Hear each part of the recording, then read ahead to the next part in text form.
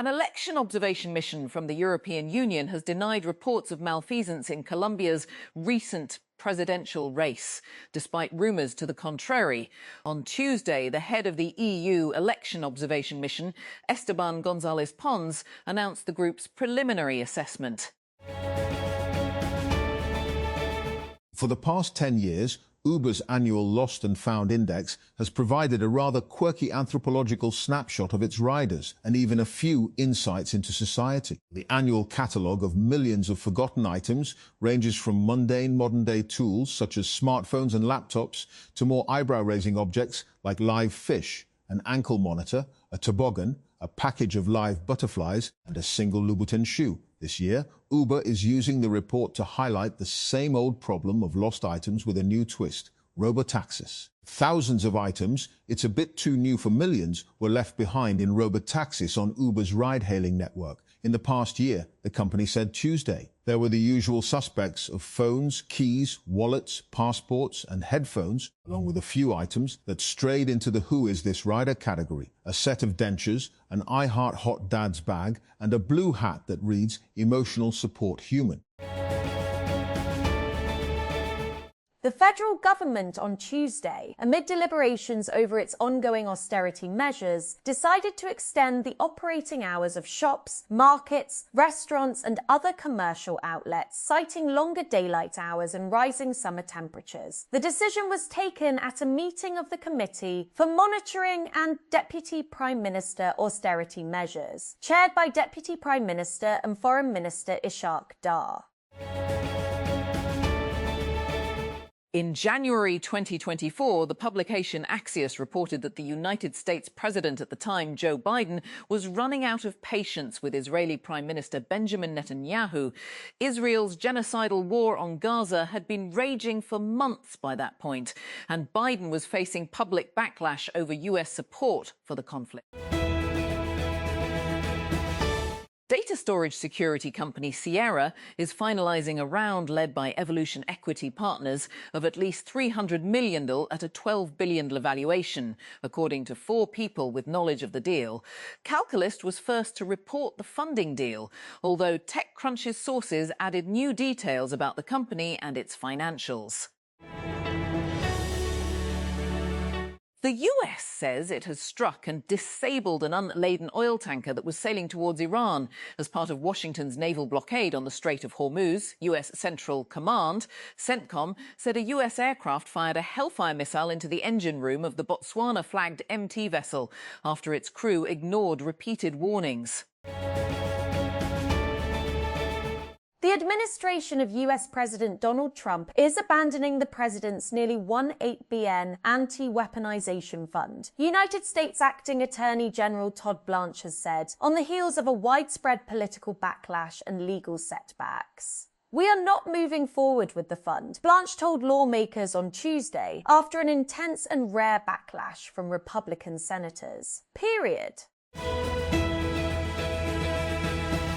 Microsoft says its new quantum chip is vastly more reliable than its previous version, paving the way for a quantum computer solving commercially useful problems within 3 years. At the heart of quantum computing are qubits, which offer the promise of answering questions that defeat today's machines, but are notoriously delicate and unstable.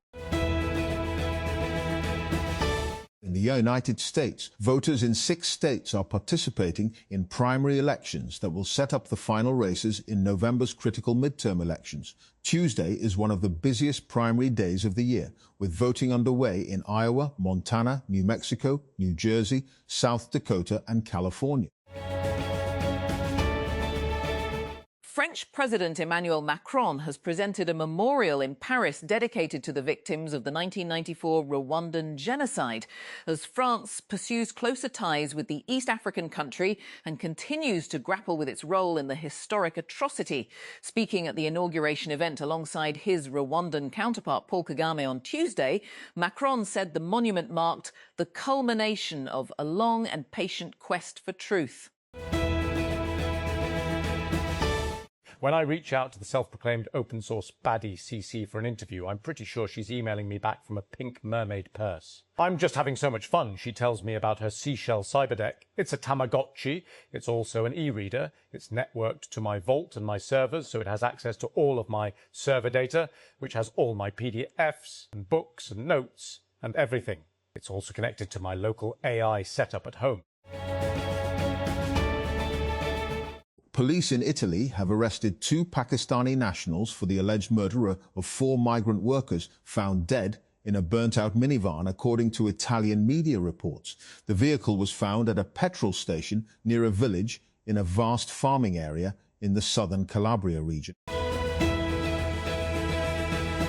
Ukrainians knew a huge strike was coming. Since Russia threatened to step up attacks on the capital, Kyiv, about a week ago, many spent nights in underground shelters. We were 2 floors underground, and yet we could feel and hear the massive explosions above.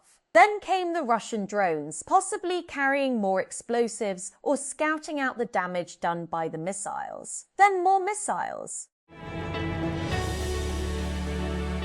The 2026 World Cup will see both Cristiano Ronaldo and Lionel Messi line up for their 6th appearances at FIFA's Showpiece Global event.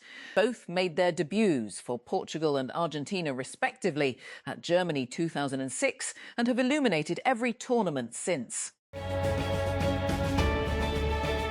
Beirut, Lebanon, on Tuesday, representatives from Lebanon and Israel met at the US Department of State in Washington. D.C., the first session of a 2-day round of negotiations that Lebanese negotiators hope will end an invasion of their country. The negotiations, which started at 9 a.m. local time, 13 GMT. Come as Israel's invasion of Lebanon pushes deeper than at any point since the year 2000, and as Hezbollah and Israel continue to trade attacks. Israel has killed 3,468 people in Lebanon since March took, according to Lebanon's Ministry of Public Health.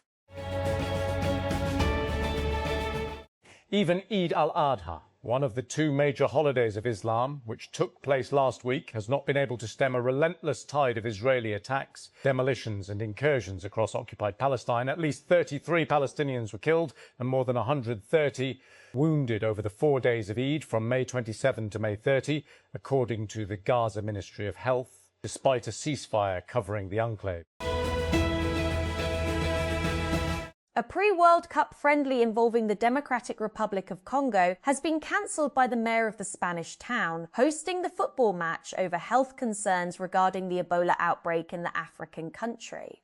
I have signed the decree banning the holding of the June 9 match between the Democratic Republic of Congo and Chile, said Juan Franco, mayor of La Línea de la Concepción in southern Spain.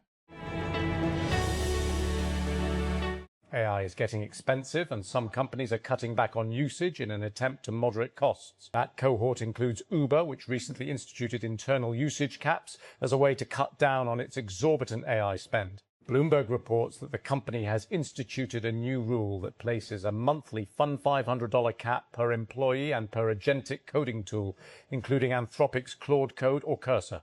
The usage is trackable via an internal dashboard that each employee has access to, although, in certain cases, the caps can be exceeded with permission, the company says. Marta Kostyuk accused Russian players of hiding behind silence over the war in Ukraine, saying after 4 years of conflict, they had shown whose side they are on. As she reached her first Grand Slam semi-final at the French Open, the 23-year-old beat fellow Ukrainian Elina Svitolina 6-3, 2-6, 6-2 in an emotional quarter-final on Tuesday. Played hours after another night of Russian strikes on Kyiv, then launched a scathing attack on Russian players who continue to avoid publicly condemning the war. Martin Scorsese has signed on as a partner and advisor to AI image generation startup Black Forest Labs. The New York Times reported on Tuesday. The caveat is that one of the world's most famous living directors is using the tech solely for storyboarding.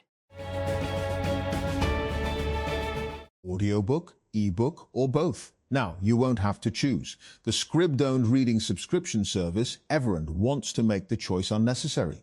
On Tuesday, the company took the wraps off a combined subscription that brings together Everand's catalogue of over 1.5 million audiobooks and ebooks with the social book club app Fable, which Everand acquired in 2025, into a single plan, directly challenging Amazon's dominance in digital reading. The new subscription is available to the two apps' 5 million combined readers and provides access to the over 1.5 million title library of audiobooks and ebooks, plus Fable's nearly 200,000 online book clubs. As you read or listen in one app, that activity is synced to the other. AI researchers and labs have advanced by leaps and bounds in evaluating AI models for everything from safety and compliance to psychophancy and alignment. But it appears companies and developers are faced with a new, specific need, making sure that their AI system behaves as intended for their specific product or service. In a bid to make that testing process simpler, Microsoft on Tuesday took the wraps off ACT, short for Adaptive Spec-Driven Scoring for Evaluation and Regression Testing. Banu. At least 20 people, including women and children, were injured after powerful winds and a severe storm swept across Khyber Pakhtunkhwa's Banu district on Tuesday, causing the roofs and walls of houses, shops and other structures to collapse. The Pakistan Meteorological Department, PMD, that dust storms and thunderstorms were expected in BG, in the upper parts of the country, from June 2 to June 5. The federal government on Tuesday decided to extend the operating hours of shops, markets, restaurants and other commercial outlets as part of its ongoing austerity measures, citing longer daylight hours and rising summer temperatures. The decision was taken at a meeting of the Committee for Monitoring and Implementation of Austerity Measures, chaired by Deputy Prime Minister and Foreign Minister Ishaq Dar.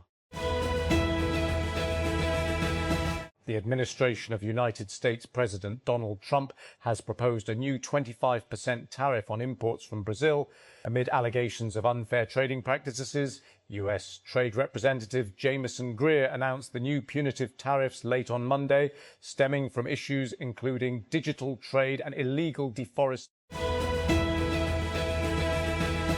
Getting a visa can be expensive, frustrating and for many people unsuccessful. So what happens when governments outsource that process to private companies? An investigation by Lighthouse Reports examines VFS Global, the world's largest visa processing firm, revealing how billions in applications generate enormous profits, even when visas are denied. In this episode, French Prime Minister Sébastien Lecornu has said he would ask President Emmanuel Macron to call an extraordinary parliamentary session in early July to speed up adoption of the government's riposte security bill after the violence that was linked to Paris Saint-Germain's Champions League victory. The bill was presented by the government on March 25 and has already been cleared by the Senate. United States Secretary of State Marco Rubio has said Iran's supreme leader Mojtaba Khamenei appears to be taking a more active role as negotiations between the two countries continue following an April 8th truce. Testifying before the US's Senate Foreign Relations Committee. On Tuesday, Rubio said there are signs that Mojtaba Khamenei, who has not been seen publicly since US airstrikes killed his father and predecessor on the first day of the war, is alive and more deeply engaged in the country's affairs. The Norwegian Football Federation, NFF, has formally backed an official complaint against FIFA over a breach of political neutrality rules. NFF President Lise Klaveness has said, speaking at a press conference on Tuesday ahead of the national team's departure for the World Cup. Klaveness stated that the NFF's letter of support had been officially submitted. She acknowledged submitted. She acknowledged that the move has triggered political friction within football's world governing body.